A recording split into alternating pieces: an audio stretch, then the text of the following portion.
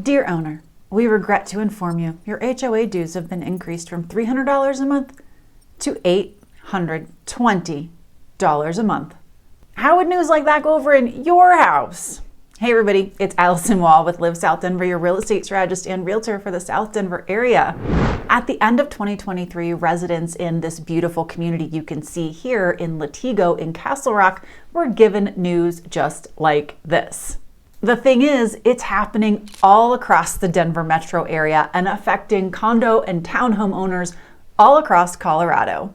So what's causing it? How is it impacting you as buyers and you as sellers? Well, much of it has to do with master insurance policies, things most of us don't think about even when we live in a condo or a townhome. My husband and I, our very first place was in a townhome, and I can tell you, I don't think I ever heard the word master insurance policy. Now, fair enough, I didn't go to the board meetings, but I was very good friends and neighbors with the head of the HOA, and it still never came up. But master insurance policy is a phrase that is all the rage right now, and it has to do with exactly what I said at the intro, the change in HOA dues. And that's probably one of the smallest pieces. There are HOAs where they don't even have an insurance policy right now. So let's just dive into all of the details and talk about what it means for buyers, what it means for sellers. It's really a hot topic all across Colorado. So Latigo and Castle Rock made the news here because of just how drastic what was happening on their HOA was, right? To go from $300 a month to $820 a month was huge. Not only that, their master insurance policy cost went up 600%. So, of course, this seems newsworthy. It is newsworthy. This is huge. Well, Latigo backs to open space. It's really quite a beautiful community. But some of the things that bring in the beauty to the community are the red flags that were going up for the company that was insuring them. In fact, what happened to them is that the insurer just pulled out. They didn't just pull out on Latigo. They didn't look at that community and say, you are too high risk for us. They just pulled out of this commercial market of insuring HOAs altogether. And then Latigo and others were left with no one to insure them. So when they jump back into the market to start looking, well, we're down a minimum of one commercial insurance provider, but we're finding others are leaving the market. And so rates are going up because you've got a smaller pool being asked to provide insurance for these HOAs. After a few years of fires and hurricanes, these insurers don't really want to take on so much risk, so insurance policy costs are going up drastically. So in previous years, Latigo's insurance cost was just $200,000 spread across all of their homeowners, and it jumped to over $1.3 million. Now, last I heard, the residents actually vetoed that monthly HOA due increase, and we're talking about moving it to a special assessment and just paying that increase all in one lump sum. We don't know how things have shaked out yet because actually that cost is annually going to be over $1.3 million if they stick with that same provider. So at some point, they're going to have to address how they parse that out every year. But as of right now, it hasn't been resolved. But still, how would you feel as a homeowner if you get this notice? Hey, we're jumping from $300 to $820. This isn't the only community. I'm talking with some clients right now who, in the matter of 6 weeks, their HOA dues have gone up $300. I talked to an agent who just sold a condo in this same complex in the course of a transaction while her seller was under contract. The dues went up $300, and boy, did it have a huge impact on the process of that sale. They almost lost the deal. And I can tell you it certainly cost the seller quite a bit of money to save the deal and get the home sold. Park Mayfair condos in Denver is showing a 65% increase in their HOA dues in just the last couple months. To address this insurance issue, Plateau Park in Littleton has moved to an increased deductible. Their insurance deductible has moved from 5 to 10%. 10% is often the threshold, but sometimes an underwriter doesn't want to give out a loan to a buyer if the deductible is at or above 10%. This then can affect resaleability inside a condo or townhome complex when you mess with your deductibles. Terrace at Columbine 2 in Littleton is going a different tack to try to minimize the cost of insurance increase.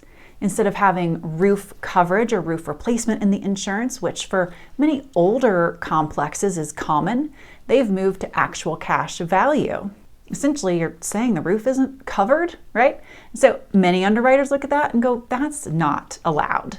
Iron Horse Townhomes in Winter Park, they were dropped by their insurer. They had to bring attorneys in and just agree to rewrite all of the bylaws. What's happening there now is that every owner just has their own insurance policy.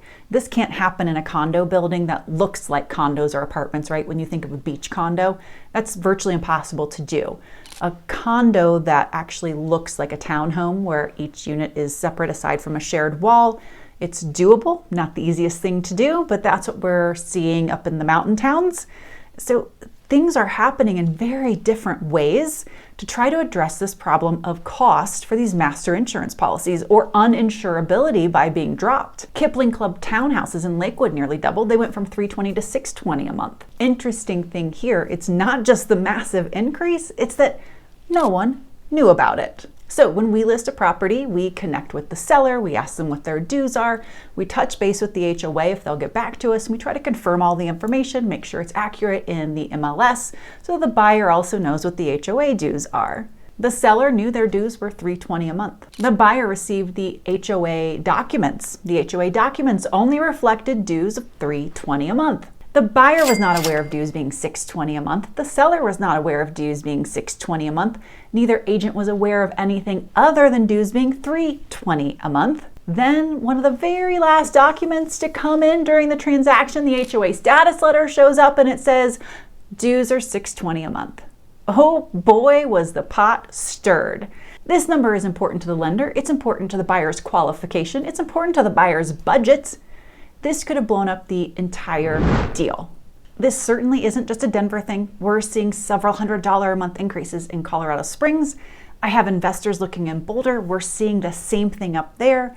That fire up in Boulder is really what started that ball rolling because Colorado is really one of the most expensive states for insurers to function in. Not that I want any pity for them, nor do I feel bad for them, but the reality is they start to count the cost of functioning in a state, and the only way they really decide they're going to keep doing so is either raise their costs or pull out. We started to see insurers pull out in California. We're seeing them pull out in Florida. We haven't seen it happen at a residential level here in Colorado, but we are now seeing it at a commercial level here, and this is the fallout.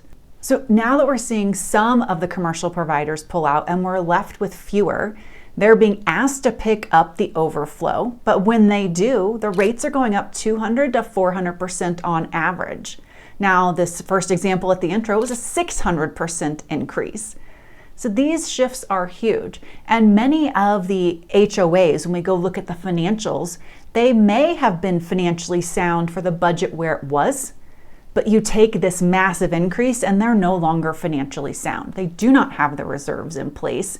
They cannot function. And so there is a massive blow up to the budget and a quick scrambling for how do we fix this. These special assessments can be $5,000, $13,000, because there may have been some plans for improvement in place that needed to occur for the year. So maybe there was already a special assessment on the docket. Then you tack on the fact that the place still needs to stay insured so that owners can refi, so that owners can sell, so that buyers can buy, so that you don't lose value in your community. And the costs rack up. All right, let's dive into takeaways. My thoughts first. I really do try to steer my clients towards single family home properties as much as possible. It is not always the best fit or the right fit. Sometimes a townhome really is the way to go. But if we're just looking at a townhome or condo for the cost, because they're often cheaper than single family, I really ask between their budget, a discussion with the lender, by the time we factor in HOA costs, and now that we know they are trending upward quickly, can we take that money and repurpose it and reorient it toward the price, the purchase price, the budget for a single family home? Is there a way? The single family home will improve in value quicker. You will have an easier time for resale. Overall, it's a better ROI. Now, if it's not the right living situation, then we scratch that. But we have to account for what's coming in terms of HOA dues increases that you may not foresee. So single family home is my first choice. Those are the obvious reasons why in terms of cost, etc. You may not also get all the value you're expecting out of the dues for your townhome HOA, right? You may be counting up all the things they do. Oh, we repaint. Oh, we cover the roof. Oh, we take care of the landscaping. But after you've lived there for 5 years and realize that you've spent $20,000 and they haven't needed to replace the roof, they aren't repainting again for 3 or 4 more years, and you could have probably had someone come and take care of your lawn for $40 a week for the 6 months of year that we do landscaping here, maybe that $20,000 was not worth it, because you will still have some insurance costs for the internal component of your property as well, and maybe as these shifts come, some other insurance costs too. So sometimes the value for your HOA dues is also not there. And then as we're talking about through this, are you going to be taking on additional risk? Are you going to be losing value because you can't resell the way you thought? Now, if a townhome is still on your mind because of the perks, right? The things I just talked about, they'll paint, they'll do landscaping, they'll do snow removal, they will cover the exterior maintenance of the property. Then let's talk about what those actually look like on a value basis. Over the course of time, how much would you have to set aside to repaint your own property? How much does it cost to have someone do landscaping for you? For snow removal, does the HOA actually send someone out every single time, or are they only sending them out if you get 3 inches? And then are you at the back of the neighborhood and you wish you were at the front? And are they quiet or are they loud? Are they playing music at 3 in the morning? I mean, where you could control who comes and how well they do the job. Okay, so if we've worked through those and we're still looking at a townhome or a condo, let's have the conversation of how are you going to pay for it in this new environment? We need to have some conversations with your lender, and if you're working with a mortgage broker, let's have them start talking to different underwriters.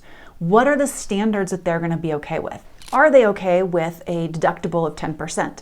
Are they okay with actual cash value replacement on a roof?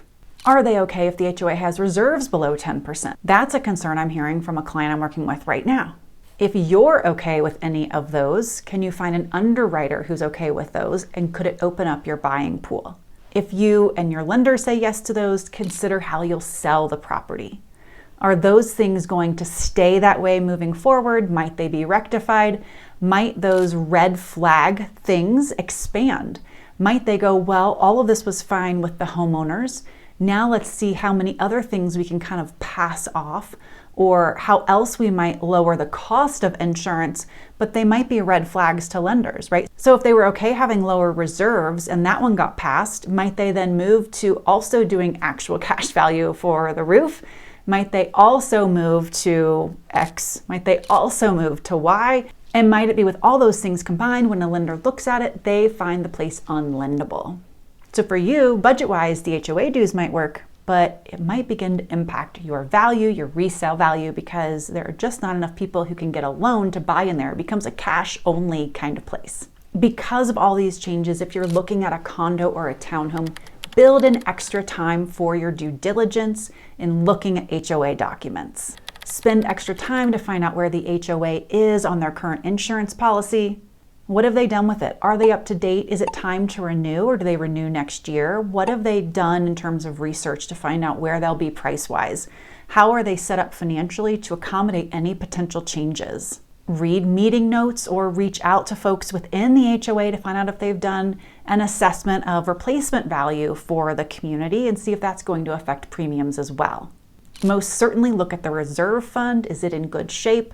I have clients, as I mentioned, looking at investment properties in Boulder, and after reviewing how those reserve funds look, when they're small, especially when the community is older, it does not look sufficient to keep up with the needs of the community they have passed. Even if the cash flow looked okay, they know they're probably going to be hit with a special assessment, and you cannot just turn around and increase rent and find the place to stay rentable when you're competing with other people. What about the HOA's reserve funds? Does it look substantial enough? Compare that to the age of the community. The older the community, probably the more reserve funds you're going to need. Ask point blank if there are any expected, known, anticipated, desired changes to the master policy and what those are. And then if HOA dues have not increased in the last couple of years, that's also a question to ask. We've had a lot of inflation. We've had a lot of weather events. Landscaping needs to be addressed. Sprinklers need to be addressed. There are ongoing things here with volatile weather. We have extreme change of seasons twice a year.